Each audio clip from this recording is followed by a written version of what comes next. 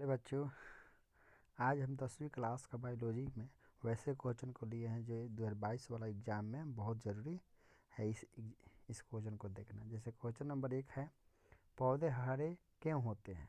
तो उत्तर है क्लोरोफिल वर्ण की उपस्थिति के कारण पौधे हरे होते हैं। 2 नंबर है, परजीवी किसे कहते हैं? तो उत्तर है वैसे जीव जो अपना भोजन, आवास जैसी क्रियाओं के लिए अन्य जीवों के शरीर पर या शरीर में वास करते हैं, परजीवी कहलाते हैं, जैसे जू। 3 नंबर में है, परपोषी किसे कहते हैं? तो उत्तर दूसरे जीव से पोषण करने वाले जीव परपोषी कहलाते हैं, जैसे जंतु। उसके बाद 3 नंबर में है, हरे पौधों को उत्पादक क्यों कहते हैं? तो उत्तर है पौधे CO2, H2O, सूर्य के प्रकाश तथा हरित लवण की सहायता से अपने तथा जीव जगत के दूसरे जीवों के लिए भोज्य पदार्थ का निर्माण करते हैं, इसलिए उन्हें उत्पादक कहते हैं। 5 नंबर में क्वेश्चन है, पौधों में जल एवं खनिज लवणों के संवहन के लिए कौन सा ऊतक उत्तरदायी होते हैं? तो इसका उत्तर है पौधों में जाइलम से जल एवं फ्लोएम से खनिज लवणों का संवहन होता है।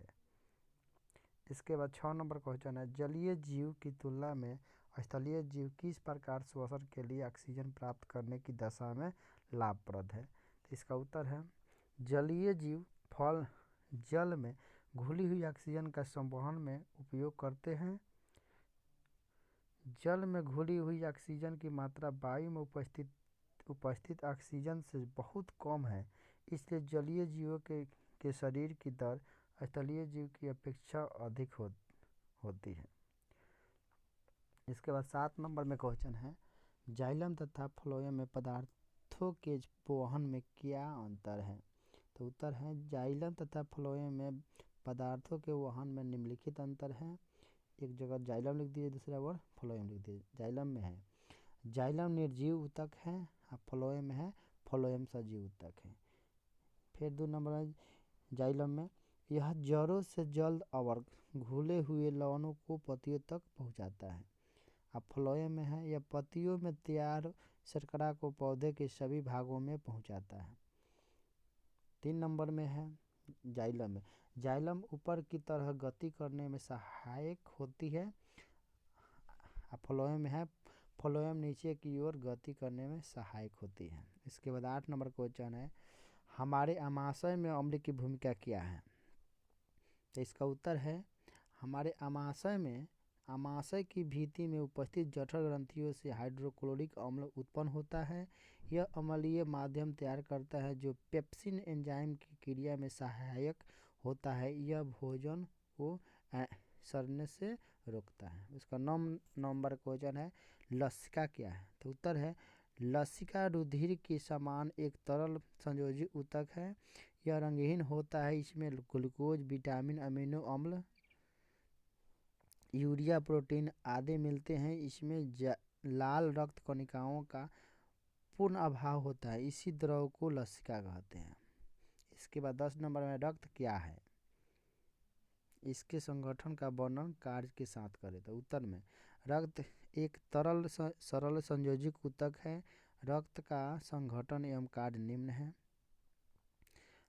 1 नंबर में RBC यानी लाल रक्त कणिकाएं, यह केंद्रक विहीर संरचना है। इसमें हीमोग्लोबिन उपस्थित रहता है, जिसमें रक्त लाल दिखता है। यह ऑक्सीजन एवं कार्बन डाइऑक्साइड का वाहक है। उसके बाद 2 नंबर में श्वेत रक्त कणिकाएं, इसको कहते हैं WBC। यह केंद्रीय रचना है, यह हानिकारक जीवाणुओं को नष्ट करता है। उसके बाद 3 नंबर है पट्टिकाणु कोशिकाएं, यह छोटा गोला रचना है, यह रक्त को थक्का बनाती है। उसके बाद 4 नंबर में है प्लाज्मा, यह रक्त का तरल भाग है। इसमें विभिन्न घटक तैरते रहते हैं, जैसे सीरम एक रुधिर प्लाज्मा है। इसके बाद 11 नंबर क्वेश्चन है, श्वसन और श्वासोच्छ्वास में क्या अंतर है? तो उत्तर है श्वसन और श्वासोच्छ्वास में निम्नलिखित अंतर है। एक जगह श्वसन लिख दीजिए, दूसरा जगह श्वासोच्छ्वास लिख दीजिए। इसमें है श्वसन में है 1 नंबर में यह एक जैव रासायनिक क्रिया है, और श्वासोच्छ्वास में यह एक भौतिक क्रिया है। इसमें गैसों का आदान प्रदान होता है। श्वसन में 2 नंबर में यह क्रिया कोशिका के अंदर होती है और श्वासोश्वास में यह क्रिया कोशिका के बाहर होती है। श्वसन में है 3 नंबर में इस क्रिया में एंजाइमों की आवश्यकता होती है और श्वासोश्वास में है इस क्रिया में एंजाइमों की आवश्यकता नहीं होती है। इसके बाद 4 नंबर में है श्वसन में श्वसन की क्रिया में सभी जीवधारियों में होती है और श्वासोश्वास में है श्वासोश्वास की क्रिया में केवल उच्च जंतुओं में होती है। इसके बाद 12 नंबर क्वेश्चन है रक्त क्या है, मनुष्य में स्वेत रक्त कणों की संख्या क्या है। तो उत्तर है रक्त एक सरल संयोजक ऊतक है। मनुष्य में श्वेत रक्त कणों की संख्या 5000 से 10,000 प्रति घन मिलीलीटर होती है। 13 नंबर क्वेश्चन है स्वयंपोषी एवं विषमपोषी में क्या अंतर है। तो उत्तर है स्वयंपोषी एवं विषमपोषी में निम्नलिखित अंतर है। एक स्वयंपोषी में विषमपोषी। स्वयंपोषी वे जीव जो प्रकाश संश्लेषण की क्रिया द्वारा सरल अकार्बनिक यौगिक में से जटिल कार्बनिक पदार्थों का निर्माण कर अपना स्वयं भोजन करते हैं स्वयंपोषी कहलाते हैं, जैसे सभी हरे पौधे। विषमपोषी में वे जीव जो अकार्बनिक पदार्थ व ऊर्जा को अपने भोज्य पदार्थ के रूप में अन्य जीवित या मृत पौधों या जंतुओं से ग्रहण करते हैं विषमपोषी कहलाते हैं। जैसे यूग्लिना को जैसे में था सभी हरे पौधे यूग्लिना, यहाँ पर है यूग्लिना को छोड़कर सभी जंतु अमरबेल। इसके बाद 14 नंबर क्वेश्चन है मूत्र बनने की प्रक्रिया का संक्षेप में वर्णन कीजिए। तो उत्तर है शरीर में पाचन के दौरान नाइट्रोजन विभिन्न लवणों में बदलता है। यकृत में अमोनिया लवण यूरिया में बदलते हैं। यकृत कोशिकाओं के द्वारा जब इसे परिसंचरण तंत्र से वृक्क में पहुंचाया जाता है तो मूत्र का आरंभ होता है। उसके बाद 15 नंबर क्वेश्चन है पादप हार्मोन क्या है, नाम लिखिए। तो उत्तर वैसे विभिन्न प्रकार के रासायनिक पदार्थों जो पौधों में वृद्धि और विभेदन संबंधी क्रियाओं पर नियंत्रण करते हैं उन्हें पादप हार्मोन कहते हैं। पादप हार्मोन अनेक प्रकार के होते हैं, जैसे auxin, ethylene, gibberellin, cytokinin, asepsis अम्ल। उसका 16 नंबर क्वेश्चन है पीयूष ग्रंथि को मास्टर ग्रंथि क्यों कहते हैं। तो उत्तर में है पीयूष ग्रंथि मस्तिष्क के आधार पर तल पर ऑप्टिक काइज्मा के पीछे सेलाटिस्का गुहा में बंद रहती है। शरीर का शायद ही कोई ऐसा अंग है जो पीयूष ग्रंथि से प्रभावित न होता है, इसी कारण से इसे मास्टर ग्रंथि भी कहते हैं। इसका 17 नंबर क्वेश्चन है 4 पादप हार्मोन के नाम लिखिए। तो उत्तर है जिबरेलिन, ऑक्सिन, साइटोकाइनिन, एसेप्सिस अम्ल। इसके बाद 18 नंबर क्वेश्चन है प्रतिवर्ती क्रिया एवं प्रतिवर्ती चाप में अंतर स्पष्ट करें। तो उत्तर है प्रतिवर्ती क्रिया एवं प्रतिवर्ती चाप में निम्न अंतर है। यहाँ पर प्रतिवर्ती क्रिया लिख दीजिए, दूसरा ओर प्रतिवर्ती चाप लिख दीजिए। प्रतिवर्ती क्रिया में 1 नंबर में प्रतिवर्त स्वरूप संपन्न होने वाली अनुक्रिया प्रतिवर्ती क्रिया को कहते हैं। और प्रतिवर्ती चाप में है 1 नंबर में ग्राही अंग से लेकर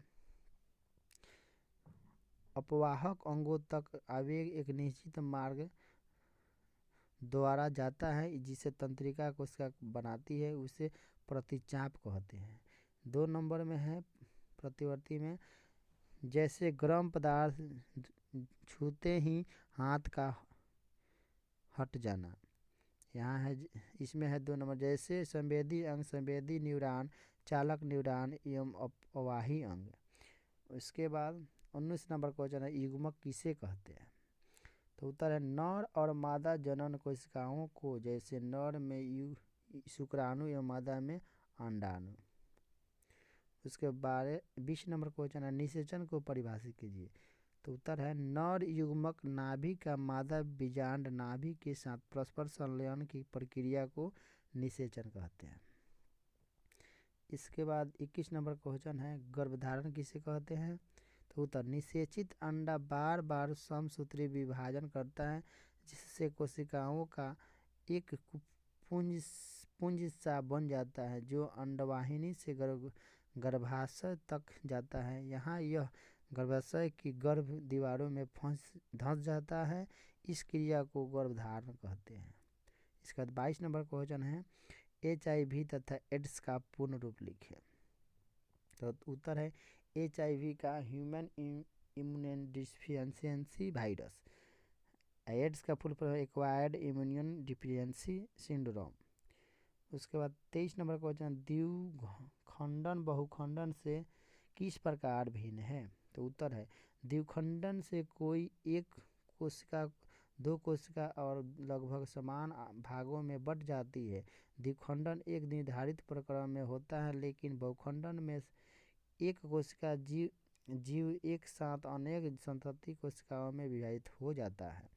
इसके बाद 24 नंबर क्वेश्चन है, गर्भ निरोधक गोलियों के बारे में बताएं। तो उत्तर है गर्भ निरोधक गोलियों के सेवन से भ्रूण का आरोपण संभव नहीं हो पाता। मालाडी, अप्सरा, सलेही, आईपीएल आदि गर्भ निरोधक गोलियों के नाम हैं। उसके बाद 25 नंबर में है, गुणसूत्र का चित्र बनाइए। तो गुणसूत्र का चित्र देख लीजिए, ऐसा इसी प्रकार बनता है। इसका नाम हम लिख लीजिएगा, इसको ही गुणसूत्र कहते हैं। उसका 26 नंबर है, क्या होगा अगर मानव शरीर में दोनों वृक्क के हटा दिया जाता है। तो उत्तर है उत्सर्जन तंत्र नष्ट होने से शरीर में यूरिया सदृश वर्ज्य पदार्थ बाहर नहीं निकल पाएंगे, फलतः मानव शरीर का प्रोटोप्लाज्म विषाक्त हो जाएगा। 27 नंबर है, DNA तथा RNA का पूरा नाम लिखें। तो उत्तर है DNA का होता है डाइऑक्सो न्यूक्लिक एसिड, RNA का full form ribo nucleic acid होता है। उसके बाद 28 नंबर है, हम यह कैसे जान पाते हैं कि जीवाश्म कितने पुराने हैं। तो उत्तर कार्बन डेटिंग यानी C14 पद्धति के इस्तेमाल से हम किसी भी जीवाश्म की आयु ज्ञात कर सकते हैं कि वह कितना साल पुराना है। यह विधि वैज्ञानिक एवं आधुनिक है।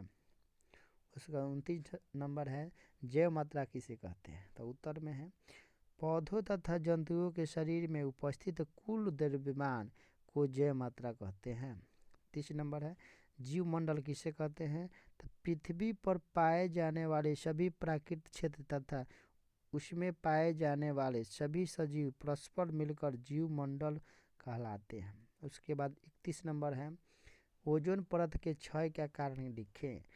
उत्तर है ओजोन परत के क्षय का कारण है CFC का उत्सर्जन एवं पर्यावरण प्रदूषण में उत्कर्ष है। उसका 32 नंबर है, चिपको आंदोलन की शुरुआत कब और कहाँ हुई। तो उत्तर है सन 1970 ईस्वी में हिमालय की ऊंची श्रृंखला में गढ़वाल के रेनी नामक गांव में चिपको आंदोलन की शुरुआत हुई। उसके बाद 33 नंबर को है, वायु प्रदूषण के मानकों के नाम बताएं। तो उत्तर है euro 1, euro 2, euro 3, euro 4, euro 5 तथा यूरो 6 वायु प्रदूषण के मानक हैं। 34 नंबर में नेफ्रॉन पर नामांकित चित्र बनाइए। तो नेफ्रॉन का देख लीजिए, यही पर चित्र होता है और उसका नाम भी आप लोग लिख लीजिएगा। इसके बाद यहाँ पर लिखा गया है, ब्रेक गुर्दे में आधारी निस्पंदन एक बहुत बारीक भित्ति वाली रुधिर कोशिका का गुच्छ होता है। ब्रेक के प्रत्येक कोशिका गुच्छ नलिका कप आकार के सिरेत के अंदर होता है। यह नलिका छने हुए मूत्र को इकट्ठा करती है, जिन्हें वृकाणु या नेफ्रॉन कहते हैं। उसके बाद 35 नंबर क्वेश्चन है, वायवीय तथा अवायवीय श्वसन में निम्नलिखित अंतर है। क्या अंतर है। तो निम्नलिखित अंतर है, एक जगह लिख दीजिए वायवीय श्वसन, दूसरा जगह अवायवीय श्वसन। वायवीय श्वसन में 1 नंबर है, वायवीय क्रिया ऑक्सीजन की उपस्थिति में होती है, अवायवीय श्वसन ऑक्सीजन की अनुपस्थिति में होती है। इस वायवीय श्वसन में 2 नंबर में, इस क्रिया में ग्लूकोज का पूर्ण ऑक्सीकरण होता है, इसमें ग्लूकोज का अपूर्ण ऑक्सीकरण होता है। 3 नंबर में, इस क्रिया में CO तथा H2O बनता है। इस क्रिया में क्या होता है, केवल इस क्रिया में CO2 तथा एल्कोहल बनता है। उसके बाद 36 नंबर क्वेश्चन है, धमनी और शिरा में अंतर लिखिए। तो उत्तर है धमनी और शिरा में निम्नलिखित अंतर है। यहाँ पर धमनी, यहाँ पर शिरा लिख दीजिए। 1 नंबर धमनी में, धमनी हृदय से रक्त का संवहन शरीर के विभिन्न भागों में करती है। शिरा में 1 नंबर में, शिराएं शरीर के विभिन्न भागों से रक्त को एकत्रित करके उसका संवहन हृदय तक करती है। 2 नंबर में है, धमनी में इसकी दीवारें मोटी होती है, शिरा में है इसकी दीवारें पतली होती है। 3 नंबर में है, धमनी में इसमें कपाट नहीं होता है, शिरा में है 3 नंबर में इसमें कपाट होता है। इसके बाद 37 नंबर, मनुष्य के केंद्रीय तंत्रिका तंत्र का वर्णन कीजिए। तो उत्तर, मनुष्य के केंद्रीय तंत्र में मस्तिष्क और मेरुरज्जु दोनों भाग सम्मिलित है। मस्तिष्क के 3 भाग होते हैं, अग्र मस्तिष्क, मध्य मस्तिष्क और पश्च मस्तिष्क। मेरुरज्जु, मेडुला ऑब्लांगेटा खोपड़ी के महारंध्र से निकलकर रीढ़ की हड्डी की कशेरुकाओं के बीच से निकलकर नीचे तक फैल जाती है। इसको मेरुरज्जु या रीढ़ रज्जु कहते हैं। मेरुरज्जु से निश्चित दूरिया पर 31 जोड़े मेरु तंत्रिका कहलाती है। उसके बाद 38 नंबर क्वेश्चन है, आहार श्रृंखला तथा खाद्य जाल में अंतर स्पष्ट करें। तो उत्तर है, आहार श्रृंखला तथा खाद्य जाल में निम्नलिखित अंतर है। यहाँ पर आहार श्रृंखला, यहाँ पर लिख दिए खाद्य जाल। आहार श्रृंखला 1 नंबर, यह किसी पारितंत्र में भोजन तथा ऊर्जा प्रवाह को प्रदर्शित करता है। इसमें है 1 नंबर, इसमें विभिन्न पोषक स्तर खाद्य श्रृंखलाओं से जुड़े रहते हैं। उसका 2 नंबर में है, भोजन प्राप्त करने की क्रमबद्ध प्रक्रिया आहार श्रृंखला है। इसमें 2 नंबर में है, इसमें एक खाद्य श्रृंखला के जीव किसी न किसी पोषक स्तर पर खाद्य जुड़े हैं। इसमें 3 नंबर में है, यह सीमित और छोटा होती है। इसमें यह कई खाद्य श्रृंखलाओं का जाल है। उसका 39 नंबर क्वेश्चन है, पाचन एंजाइमों के क्या कार्य है। तो उत्तर है, एंजाइम जैव उत्प्रेरक है जो जटिल कार्बनिक पदार्थों को सरल पदार्थों में खंडित करने में सहायता प्रदान करते हैं। ये पाचन क्रिया में कार्बोहाइड्रेट, प्रोटीन और वसा के पाचन में सहायक है। 40 नंबर क्वेश्चन है, ऋतुस्राव क्यों होता है।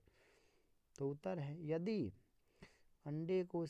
अंडे का नाड़ी शरीर में निषेचन नहीं हो तो अंड कोशिका लगभग 1 दिन तक जीवित रहती है। अंडाशय हर महीने एक अंड का अनुमोचन करता है और निषेचित अंड की प्राप्ति हेतु गर्भाशय की हर महीने तैयारी करती है। इसलिए इसकी अंतःभित्ति मांसल एवं स्पंजी हो जाती है। इसे ऋतुस्राव अथवा रजोधर्म कहते हैं। इसकी अवधि 2 से 4 दिन होती है। बस इतना ही सब VVI क्वेश्चन था। आप लोग इस वीडियो को देखिए और इसमें जितना क्वेश्चन है उसको एकदम याद कर लीजिए। एकदम आप लोग को एग्जाम में इससे बाहर कुछ नहीं पूछेगा। थैंक यू मेरे वीडियो देखने के लिए।